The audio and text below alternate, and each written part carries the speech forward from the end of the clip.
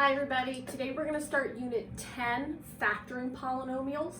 Now we are going to continue with Edgenuity. I actually really enjoy the way that they set it up on the program.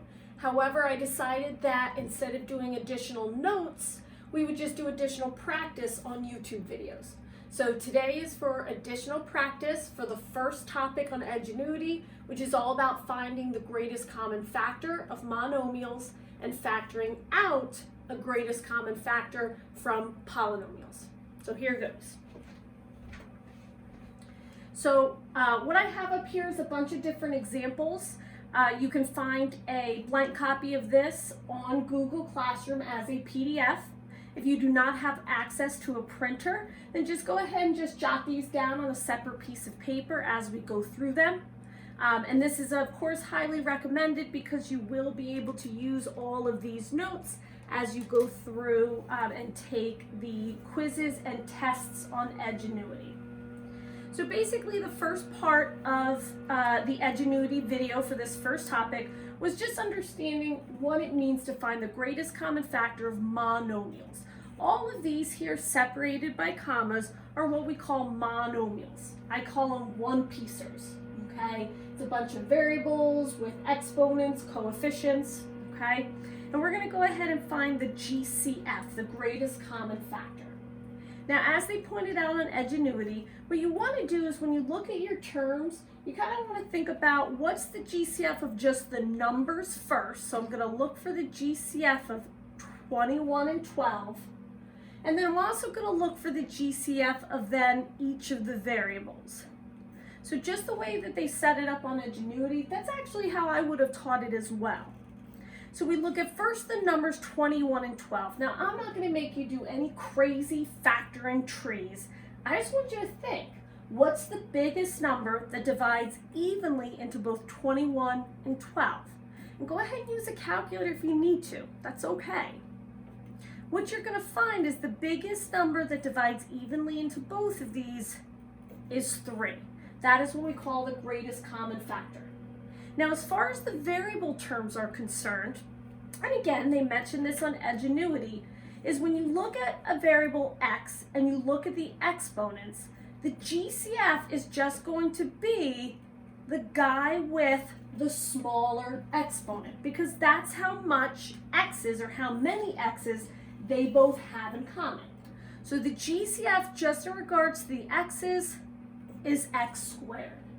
And then what we do is we just go ahead and take these two and put it right back together as 3x squared. That would be the GCF, the greatest common factor. If you were to take this term and divide it into both of the beginning terms, you would get something nice and pretty without any fractions. That's what that means. And as we add on extra variables, we just kind of throw down an extra line in this whole process. So we first start with the numbers. So I'm going to find the GCF of 5 and 15. I've got m's, so I'm going to find the GCF of m to the 4th and m squared.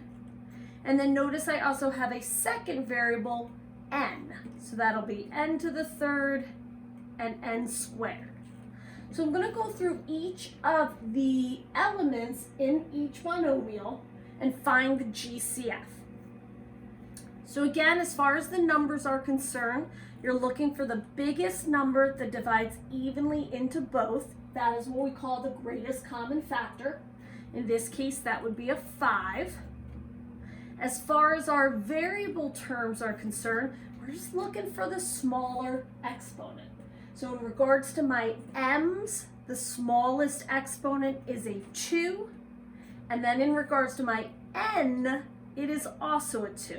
So we're just taking the smallest of the variables, and then that is the actual part that stays in our GCF. So all together, that is giving us a GCF of 5m squared, n squared. We're just going to practice more of those with the next two. So for number 3, okay, just looking at the numbers, we've got a 4 and we've got a 20. Our x's, we have just a regular x in this first monomial, and an x squared in this second one. And then for the y's, we've got y squared and y to the 4th.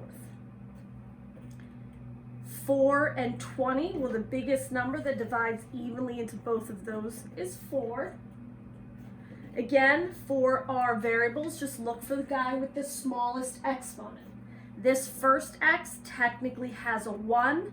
That is smaller than the 2, so that means we'll have an x in our GCF. Over here for the y's, 2 is smaller than 4, so y squared is in our GCF. And all together, that makes 4xy squared. So that is the GCF. That is the term that if we were to divide evenly into both of these, we'd come up with no fractions.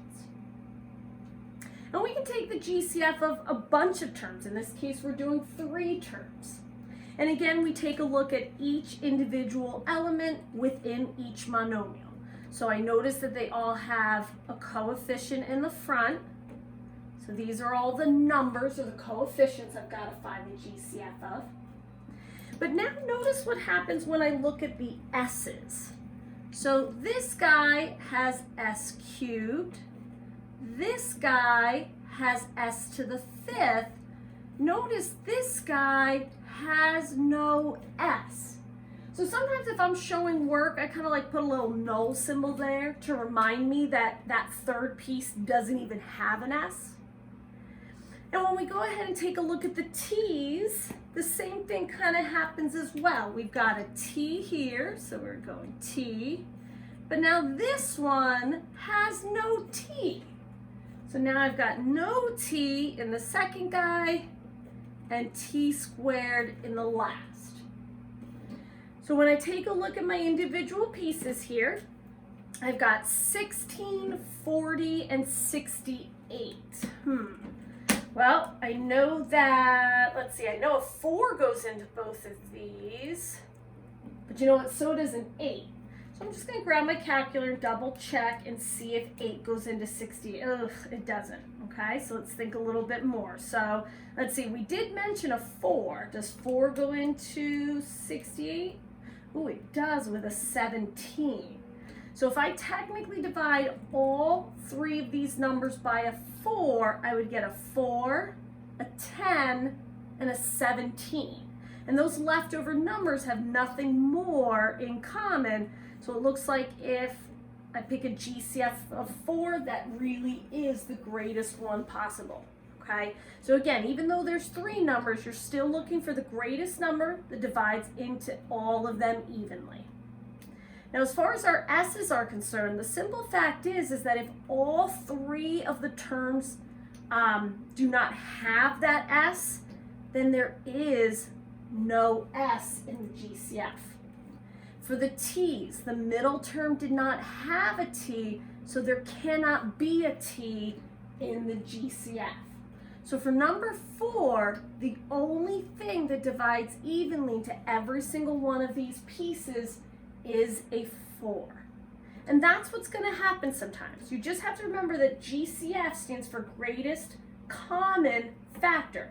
So if there's nothing common between all of them, then you can't include it in the greatest common factor.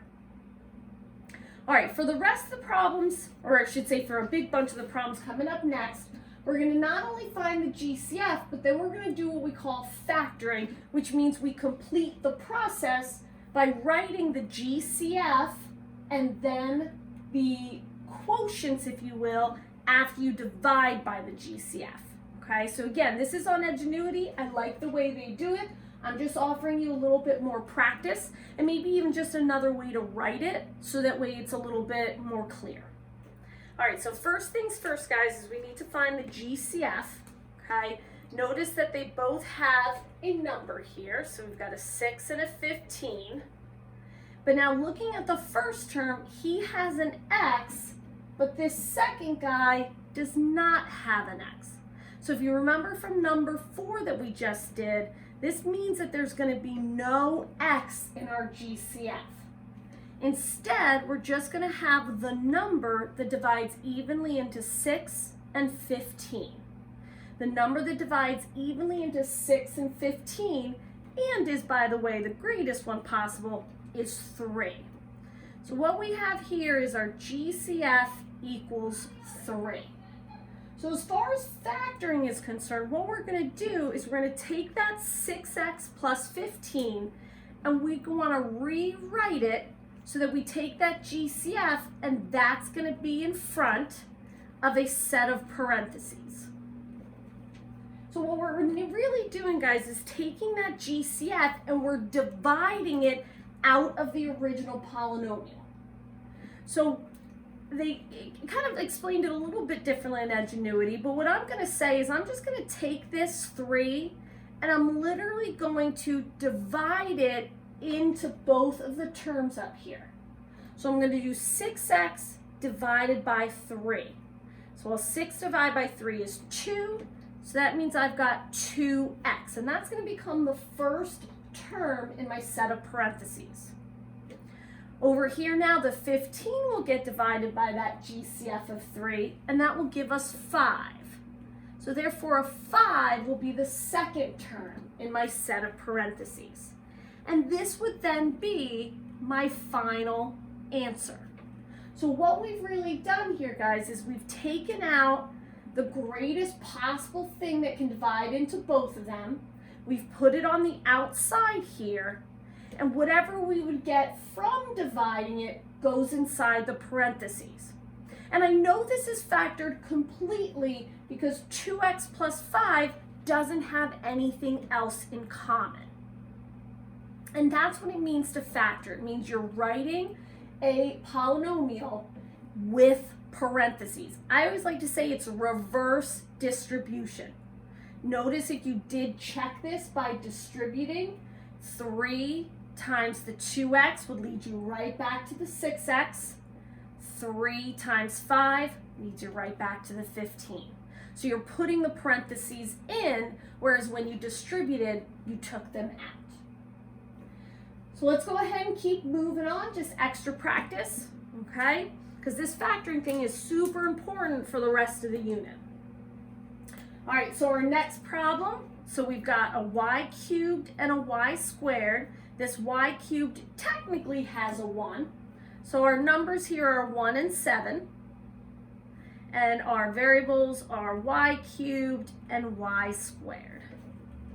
Now between 1 and 7, obviously the only thing that divides evenly is 1. Between the variables, remember we're just looking for the smallest variable. That guy will be our GCF, so that will be y squared. So our GCF is 1y squared, but of course 1y squared is really just y squared. So now it's that y squared that, just like number 5, okay, that's why I keep having it up there, we're going to take that y squared and we're going to go over here and we're going to divide both of these by y squared. Okay? In the Edgenuity video, this is what the guy was doing when he was rewriting each piece with the factor and then the term next to it. He was really just doing this division process. All right, so again, for our final answer, this GCF is going to go in front, and then we're going to go ahead and set up parentheses. And then whatever we get when we divide the GCF into each term, that's what's going inside here. So y cubed divided by y squared, we'll remember from Unit 8, when we divide things with exponents, we just subtract them. So 3 minus 2 is 1. So that's technically y, yes, to the first, but you can really just write y. Over here, well, the y squared on top is going to cross out with the y squared on bottom. So really all you're left with is a 7. If you did do our Unit 8 rules, remember that y squared over y squared is just really y to the 0. And y to the 0 is just 1. Okay, so if you have the same exact term on the top and bottom like this, guys, it really just crosses out. So your final answer, guys, is y squared on the outside and then y plus 7 on the inside. For number 7, notice we've got a number in common and a letter. Okay, so this one will be a little bit more fun. So now we've got 4 and 8. So we're going to find the GCF between 4 and 8, and then x squared and x. Now I should say, I know that we talk a lot about this subtraction sign technically being a negative. We don't really have to worry about that stuff with this, okay? Just simply take the coefficients, ignore the signs. So between the 4 and 8, the GCF, the greatest number that divides into both of these, would be a 4. Between x squared and x, well, the guy with the smaller exponent is going to be the x. So that's going to give me a GCF of 4x. So that means I'm going to take that 4x, and that's going to go on the outside of a set of parentheses. Inside the parentheses will be the quotients, or the answers, when you take this 4x and you go ahead and divide it into both of these terms. So we're going to take 4x squared divided by 4x. Remember, the 4's will cross out. And x squared divided by an x. Well, this x is technically x to the first. So 2 minus 1 is just 1. So then this is just technically x. Yes, it's technically to the 1, but really, guys, we won't even need to write that. Okay? Over here, I've got this 8 divided by 4, so that gives me 2. Don't forget the subtraction sign. And then just like what happened here with number 6, how it's y squared, and we kind of crossed those out and didn't have a y in here. Well, the same thing happens here. X on the top, x on the bottom, they're really just going to cross right out. We don't need the x over here. So now this would be our final answer. 4x times the quantity, of x minus 2. And if you're ever getting confused, you're like, well, wait a minute, how do I know that this is right? Am I sure I did this division process correctly? Well, then you can always just distribute to check your answer, okay? So they mentioned this a lot on the video, but let's do this here just to reiterate, guys, that if you wanted to check your answer, you take that factored form, the one with the parentheses, and you distribute back. You've got 4x times x. Well, remember, when you multiply an x by an x, you add the exponents. So that would be 4x squared. And then 4x times minus 2, well, that would be minus 8x. And as long as this right here matches up with what you were originally given, then you know you have factored correctly. Okay? Now again, this division setup is really just as a way to kind of make sure you understand why you're putting things in here, okay? So whether you're doing this division process or you're doing the setup the way they do it on Ingenuity does not matter to me, as long as you're able to come up with these factored answers. All right, with that being said, we're going to do some more practice, okay? So moving on.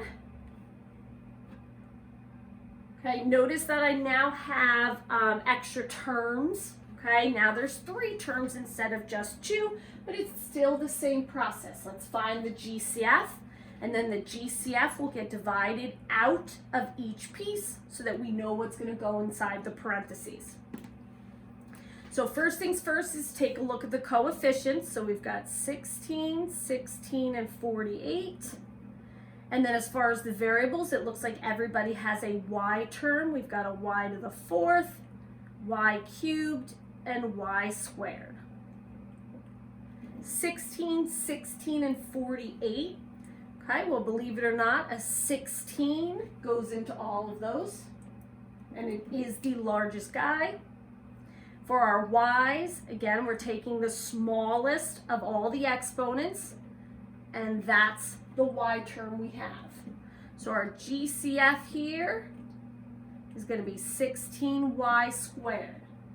So right off the bat, what we know is that we're going to have a 16y squared right here, and then a big set of parentheses. Okay, and this is going to be a lot bigger than the one that we had set up for the other problem because we've got 3 terms now instead of just 2.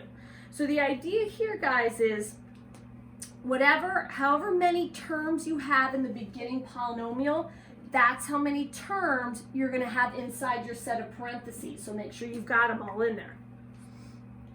All right, so we're going to take this GCF and we're going to divide it out of each term. By dividing it out of each term, it'll tell us what has to go in here so that if we were to distribute it back, it would lead us back to this original problem. So for our first one, we've got our 16y to the 4th over 16y squared. Well, the 16s basically cross out because it really just gives us a 1.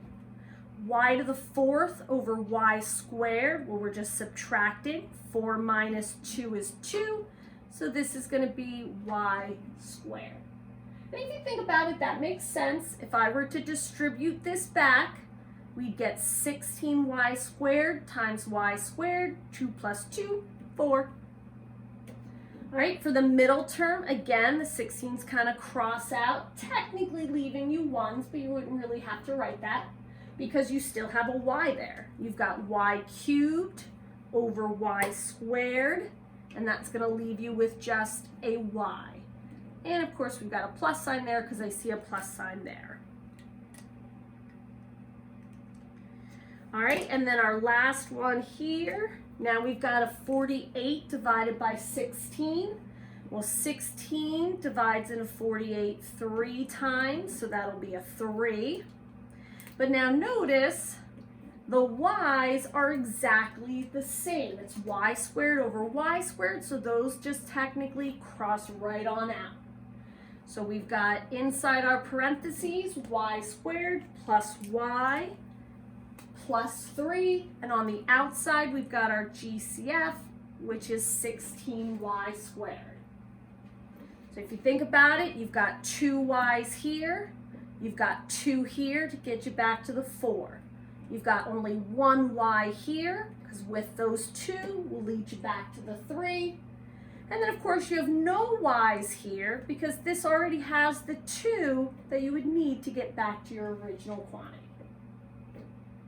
And do the same thing for number 9, except now, of course, we've got more variables, okay? So going through our pieces, we've got our coefficients, the 24, the 20, and the 16. Our m's, which are m squared, m to the 3rd, m to the 4th. And then we have our n's, which is n to the 4th, n, and n cubed. Between all of our numbers here, 24, 20, and 6, the biggest number that can divide into each is 4. Between our m's, our smallest exponent is a 2, so therefore m squared will be part of our GCF. As far as our n's are concerned, right here we've got an n that technically has an exponent of 1, so therefore just the n, that's the smallest of them all. So our GCF is 4m squared n. So again, that's what's going to end up going on the outside of our set of parentheses. Our set of parentheses, remember, has to accommodate 3 terms, so go ahead and make that real super large. And then we're going to go ahead and just take that GCF and we're going to divide it out from each term. So 4m squared n will divide evenly into each of the terms so we can figure out what should go inside the parentheses. So as far as our constant is concerned, 24 divided by 4, well, that would just be a 6. So I know I've got a 6 to start us out. M squared and m squared, well, that just crosses out. N to the 4th over technically n to the 1st. Well, 4 minus 1 is 3. So that'll just be n to the 3rd. So that first piece in our set of parentheses doesn't have an m, but that's okay. Because if you were to distribute this GCF and multiply this, we only needed 2 m's anyway. So the 2 m's coming from this GCF is sufficient enough. If you take a look at the middle one right here, we've got a 20 divided by 4. So that's going to give us a 5. So we'll have a minus 5, because I'm just staying with this sign here. M to the third over m squared. Well, that's technically going to be m to the first, which is just m. And now, like this problem, like the first piece in this problem, the n's are exactly the same, so they're just going to cross out. So again, if you have a variable with the exact same exponent as the variable and exponent in your GCF, then it really just crosses right on out. And your last one here, 16 into, or 4 into 16 is 4. Then we've got our m to the fourth over m to the third, I'm sorry, m to the second. So m to the second, sorry. 4 minus 2 is 2, so that's m squared. N to the third over n, which is technically to the 1. 3 minus 1 is 2, so we got n squared. So our final answer, our GCF is out in the front. That's 4m squared n. Inside the parentheses, we've got 6n cubed minus 5m plus 4m squared n squared. Now, just a way to really quickly double check that we've got everything as low as it can go. Okay, once you do this division, you get this quantity inside here. Make sure that every number is what we call relatively prime, meaning make sure there's no other number that can divide evenly into all 3 of these, okay, other than 1, of course. So notice 6, 5, and 4, okay, although we'll see that we could do a 6 and a 4 lower, it doesn't make all of them lower, so we can't keep reducing it. So 6, 5, and 4 have no other number. Notice 2 of them have n's, but not all 3, so we couldn't take out another n. And 2 of them have m's, but not all 3, so therefore this is as low as it can go. And moving on to number 10. So we've got our numbers, our 80, our 32, our 48. For the b's, we've got b to the fourth, b squared, and b to the fourth again. For c's, I don't have any c in my first term, but I have 3 in my middle, and I've got 1 at the end. So first and foremost, guys, we should recognize that for our c, there's going to be none, okay? So no c in GCF. Okay, unless there's a C in every single one, there's not going to be a C in the GCF. Okay, so the fact that we've got no C in the first term means we're not going to bring a C out into our GCF. However, just looking at our numbers, 80, 32, and 48, I'm leaning towards 8, but for some reason I think there might be a bigger one there. Because if I divide everything by 8, I get 10, 4, and 6. And those are all even, which means they can go down even lower. They can go down by another 2. Well, if 8 times 2 is 16, let me try 16. 80 divided by 16 gives me a 5. 32 divided by 16 is 2. And 48 divided by 16 is 3. That's gonna do it. So we've got a 16 in our GCF, and then looking at just the smallest exponent here, it will be this 2. So b squared. So our only GCF here is gonna be 16b squared. So let's go ahead and put that on the outside. And then set up our huge set of parentheses because we know it's gotta have 1, 2, 3 terms in there. And we'll go ahead and take that 16 b squared and we will divide it out of everybody. So As we said earlier, 80 divided by 16 is 5. 4 minus 2 is 2. So we've got 5b squared. In the middle, 32 divided by 16 is 2. The b's are the exact same exponent, so they're just going to cross out. But we still do have that c cubed in the middle there. And then 48 divided by 16 will give us a 3. 4 minus 2 is 2, so that'll be b squared. And then we still have that c. So when we take a look at our final answer again, take a look at the coefficients, 5, 2, and 3. There's nothing that can divide evenly into all of them except a 1, and that doesn't count. I do see that I've got b's left over in 2 of the terms, but not all 3, so no more b's can come out. And as we noticed here in the beginning, we obviously cannot take out a c because they do not all 3 have a c. And as always, you can always check your answer by distributing that back.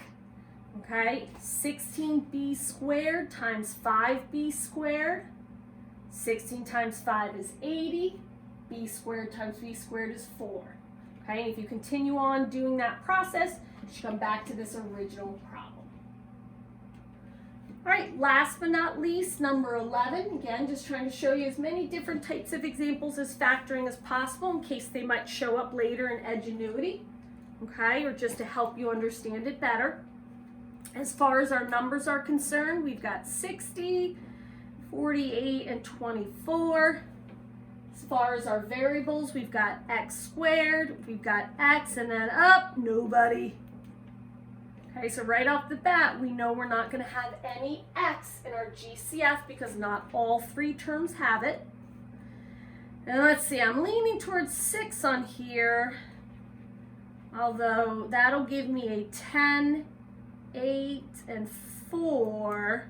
So that means that can still go down by a 2. So I tried 6. And then it could still go down by a 2. Well, 6 times 2 is 12. So let's see. 60 divided by 12 is 5. 48 divided by 12 is 4. 24 divided by 12 is 2. Wow, it's 12. Now, if you're a little concerned, you're like, oh my gosh, that went really fast. I can't do it that fast. That's okay. You'll get better at it. And again, if you don't find the biggest one, well, then you'll just check at the end. Okay, so we're going to put our 12 right in front of our set of parentheses. And now we're going to go ahead and divide. So every single one of these are going to get a 12 divided out. And whatever we get when we divide it out will go inside the parentheses. So we'd already said this before, 60 divided by 12 is 5. And of course, we still have the x squared there. 48 divided by 12 is 2. We still have the x. Oh, not 2, 4. My bad. And then here's the 2. 24 divided by 2 is 2. And again, you just double check at the end. Can this go any lower? Have I made all of my numbers relatively prime? 5, 4, and 2. The only number that divides into all of those is 1. So therefore, we've successfully factored out the biggest thing possible. If you factored out something smaller and then you looked at your numbers and you're like, oh my gosh, I could have gone bigger. All right, well, take it out then. Just make sure that it ends up getting multiplied to whatever you pulled out originally. Okay? So that's factoring out the GCF, the greatest common factor. However, if you've gone through the Edgenuity notes already, they just do one other little thing with this, okay? So we're going to do some extra practice problems where maybe you don't actually want to factor out or divide by the largest thing. Maybe you just want to divide by a certain number based on a shape that they give you or a situation, okay? So these are some problems that are very closely aligned to the problems in the assignment and the quiz and the test that Edgenuity may give you. So again, make sure you're taking down notes because it may become very helpful to you in the future. Hint, hint, wink, wink. Okay, so this is one that I saw and I just kind of tweaked some numbers. Number 12 says an equilateral triangle has a perimeter of yada, yada, yada, yada inches. What is the length of each side? Well, I know we just spent all this time finding the greatest common factor, but the simple fact is I don't want the greatest common factor. I want to know what just one side is if all of them add up to be this. Well, what you should know, guys, is that if you have an equilateral triangle, well, basically that is a triangle where all the sides are the same length. So all I need to do is to take this expression, this 36x cubed plus 12x squared minus 30, and I just want to divide it by 3. So I basically just want to take each of these terms and divide by 3. By dividing each term by 3, that's the same thing as taking the entire polynomial and dividing by 3. So when I do that, 36 divided by 3, well, that'll give me 12. And then, of course, we still have the x cubed. 12 divided by 3 is 4. So we'll have the 4x squared. And then this is just minus 30 divided by 3. It's minus 10. And that's my answer, guys. Technically inches. So if the entire perimeter is this expression here, and they talk about an equilateral, guys, you just want to remember, divide by 3. And that will give you the length of just one side. And they do this same exact process, just with different shapes, okay? So that's the next 2 and final problems, is just to go through with different shapes. But right now, if you see equilateral triangle, what you want to remember is that means divide by 3, because an equilateral triangle has 3 equal sides. For number 13, they're talking about a square. Well, of course, if you're talking about a square, then you've got 4 equal sides. So all we're going to do if they say to divide by, or I'm sorry, if they give you a square and say to find the perimeter, is you're going to divide by 4.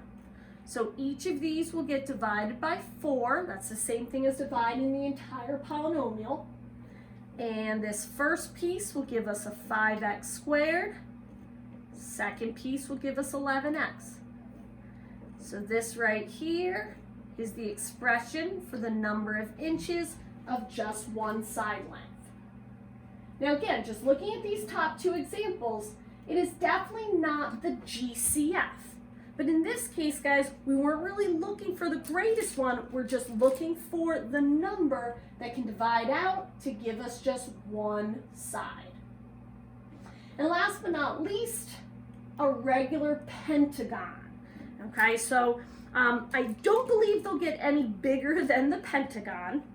But a pentagon, guys, that's 5-sided. So when we say regular, that means all the sides are the same. Okay, so that's what that term regular means. It means you've got this polygon, this pentagon. Pentagon is a type of polygon, and all the sides are the same. Okay, so I'll just put that up there, sides, same. And pentagon is 5 sides, so we're literally just going to divide by 5. So we're going to go over here to our expression, and every single one of these are going to get divided by 5. So when we divide by 5, that'll give us 6x to the 4th plus 9x cubed. And 60 divided by 5 is 12, 12x squared. Okay, so that's the number of inches for just one side. If you were to take this and add this to itself 5 times, you would get this expression up here. So again, those went with the GCF section, guys, but it wasn't so much about dividing out the GCF, but simply dividing out a number that can answer the problem. So again, pentagon, divide by 5, square, divide by 3, and equilateral triangle, divide by Equilateral triangle divided by 3, square is 4, pentagon is 5. Whew, that was long. Even I'm confusing myself. All right, so guys, these are just extra practice problems, okay? View them as much as you'd like, okay? Take down as many notes possible, and just keep going with Edgenuity. Each day I'll post a new video of extra practice problems. If you feel after watching Edgenuity that you do not need the extra practice, then that's okay. I won't be offended if you don't watch the videos. This is just to make sure that those of you who are having a little trouble and would just kind of like to hear a familiar voice, okay, whether you ever thought you'd want to or not, I'm here for you, okay? So make sure that you ask any questions you have. Shoot us an email or send us a message through Remind, and we will talk to you soon. All right, happy factoring.